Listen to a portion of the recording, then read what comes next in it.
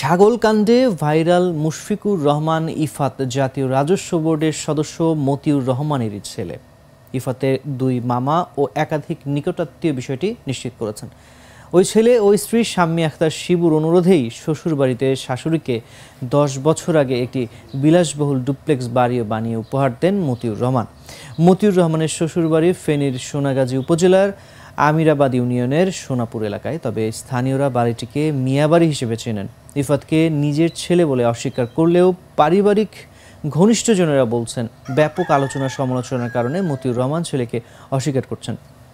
কারণ 15 লাখ টাকার ছাগলকে কেন্দ্র করে ভাইরাল হওয়ার পর ইফাতের দামি ব্র্যান্ডের ঘড়ি, গাড়ি, আলিশান জীবনযাপনের নানা বিবরণ সামাজিক যোগাযোগ মাধ্যমে প্রকাশ পাচ্ছে।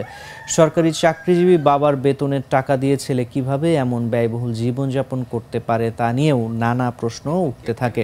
অবস্থায় পরিস্থিতি সামাল দিতে তিনি তাৎক্ষণিকভাবে ছেলের পরিচয় এড়িয়ে যাওয়ার চেষ্টা করেছেন।